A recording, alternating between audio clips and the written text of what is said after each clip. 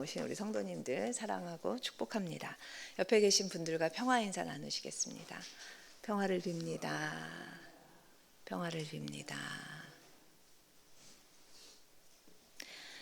오늘 저는 에스라서 1장의 말씀을 통해서 역사의 생명이 완전히 끝난 것 같았던 남유다가 어떻게 다시 회복을 위해서 일어설 수 있었는지에 대해서 한번 살펴보려고 합니다.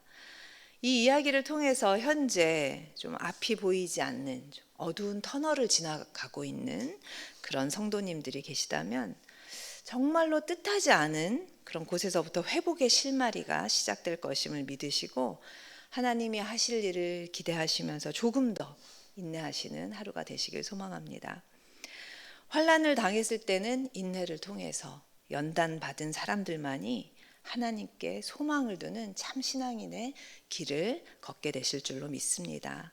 그런 의미에서 환난은 참으로 우리를 아프고 힘들게 만들지만 우리의 신앙을 정금같이 만드는 귀한 경험이라고 할 수 있겠습니다. 오늘 함께 나눌 에스라서는 역사서에서 가장 마지막 부분을 다루고 있습니다. 남북으로 분열된 이스라엘, 그런 남북 왕국을 다루고 있었던 열왕기하 역대서가 마지막 결론이 어떻게 되죠? 북이스라엘도 망하고 남유다도 망하는 이야기로 끝이 납니다. 그런데 반해서 이 에스라서는 에스더서 또 느헤미야와 함께 70년의 바벨론 포로 생활이 끝난 후에 그 유다 백성들이 예루살렘으로 귀환하여서 성전을 재건하는 그런 내용을 담고 있습니다. 70년의 바벨론 포로 생활이 끝난 후에 어떤 일이 일어나죠? 어떻게 이들이 예루살렘으로 돌아갈 수 있었죠? 페르시아, 새롭게 그런 패권을 쥐고 새롭게 이 남유다를 통치하게 된 그 페르시아의 고레스 왕이 뜻하지 않은 칙령을 내리면서 그 회복이 시작되게 되었던 것을 기억하고 계실 것입니다. 이처럼 오랜 기간의 식민 통치 후에 남유다가 다시 일어설 수 있는 회복의 기회를 갖게 된 것을 우리가 살펴본다면 우리의 힘만으로는 불가능한 일들도 하나님의 도우심으로 일어날 수 있게 된다는 것을 알게 되실 것입니다. 처음에 기원전 722년에 북이스라엘을 정복한 아수르 제국의 그 식민 통치 방식은 잔인하였습니다. 식민지 국가의 백성들을 강제로 이주해서 강제로 결혼을 시켰습니다. 그래서 민족 말살 정책을 폈죠. 그래서 혼혈인을 만들고 또 그 다른 나라의 그런 우상 숭배나 문화들을 받아들이게 하는 정책을 폈습니다. 그 대표적인 사례가 사마리아인들이었습니다. 그래서 처음에는 같은 민족, 같은 혈통이었지만 남유다 사람들은 사마리아인들을 끔찍하게 여겼습니다. 다른 민족과 혼혈이 된 데다가 다른 문화도 같이 공유하고 있었기 때문에 완전히 다른 나라, 적대국의 사람들처럼 미워하기 시작했습니다. 이러한 민족 말살 정책은 아수르 제국이 망하고 그 패권을 바벨론이 이어받았을 때도 여전히 똑같이 적용이 되었습니다. 그러나 바벨론 제국에 이어서 근동에 새로운 패권을 쥐었던 페르시아가 그 페르시아의 왕이 남유다를 다스리게 됐을 때 완전히 그 식민 통치 정책이 바뀌게 되었습니다. 페르시아 제국은 식민지 국가들에 대해서 그런 강제 이주와 같은 억압 정책 대신에 일정한 범위 내에서는 정치적, 종교적 자유를 허용하고 자치를 할 수 있는 그 국민들이 자신들의 법으로 자신들의 예배 생활을 할 수 있는 관용 정책을 취했습니다.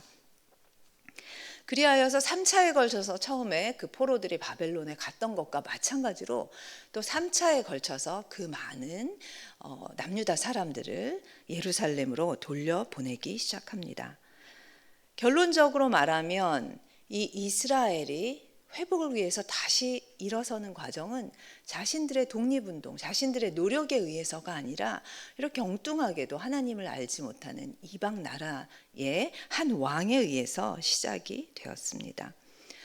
때문에 하나님을 알지 못하는 사람들이 이 사건을 보게 되면 이스라엘의 회복은 하나님의 일과는 무관하다, 역사적으로 우연한 것이었다라고 평가할지도 모르겠습니다. 실제로 고레스 왕의 칙령 이전에 어떤 것도 회복의 실마리가 보이지가 않았습니다. 남유다의 상황이 그랬습니다. 예루살렘은 완전히 무너져 있었습니다. 먼저 도시가 완전히 파괴되었죠. 이스라엘 민족의 정체성이기도 했던 예루살렘의 솔로몬 성전 완전히 무너졌는데, 성전만 무너진 것이 아니라 그 도시를 에워싸고 있던 성벽도 완전히 무너져 버렸습니다. 그래서 그 도시가 방치가 되었고요. 그 도시의 외곽은 잡초와 짐승이 들끓는 황무지로 변해 있었습니다. 또 70년의 바벨론 포로 생활 동안 그 포로로 끌려갔던 사람들은 어떤 사람들이었죠? 상류층의 사람들이었습니다. 귀족들이었습니다. 기술자였고요. 전문인들이었습니다. 그래서 그런 지도층 인사들과 유능한 사람들이 모두 끌려갔기 때문에 예루살렘에는 가난한 농민들, 그런 소수의 사람들만이 남아 있었습니다. 이런 상황에서 남유다는 점차적으로 인구가 감소했고요. 또 경제 활동은 이루어지지가 않아서 점차적으로 자연스럽게 소멸되는 과정에 놓여 있었습니다.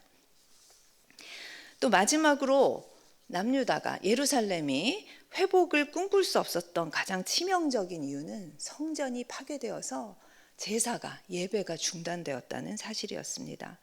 이스라엘은 아주 작은 나라였습니다. 늘 고래 싸움에 새우등이 터지는 그런 작은, 별 볼 일 없는 작은 나라였죠. 하지만 그 나라를 지키시는 하나님이 계셨기 때문에, 하나님이 택하신 민족이라는 그 자부심이 있었기 때문에, 선민의식이 있었기 때문에 그 오랜 역사 중에 살아남을 수 있었던 것이었습니다. 그런데 제사가 중단되었으니까 하나님과의 관계도 끊어진 것 같은 아마 절망감이 있었을 것이었습니다. 그런 절망감이 있었고, 또 선민의식을 바탕으로 했던 똘똘 뭉치는 공동체성도 무너지기 시작했습니다. 이런 상황에서 어떻게 다시 일어날 수가 있었을까요? 그러나 역사의 주관자이시고 전능하신 하나님께서는 당신의 백성을 버리시는 분이 아니십니다. 회초리를 들고 심판을 말씀하시죠. 수많은 선지자들을 보내서 참 엄한 소리로 많이 꾸짖으셨습니다. 그 선지자들, 싫은 소리를 듣지 않는 백성들에게 해야 했던 그 선지자들이 참 수도 없이 눈물을 흘렸을 것이었습니다. 하지만 하나님께서는 심판과 동시에 늘 회복의 희망을 꿈꾸게 하시는 분이셨습니다. 하나님께서는 하나님의 때에 그들을 회복시킬 것이라고 여러 선지자들을 통해서 여러 차례 약속을 해주셨습니다.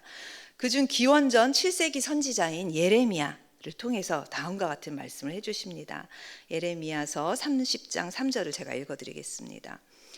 여호와의 말씀이니라. 보라, 내가 내 백성 이스라엘과 유다의 포로를 돌아가게 할 날이 오리니 내가 그들을 그 조상들에게 준 땅으로 돌아오게 할 것이며 그들이 그 땅을 차지하리라. 여호와께서 말씀하시니라. 아멘.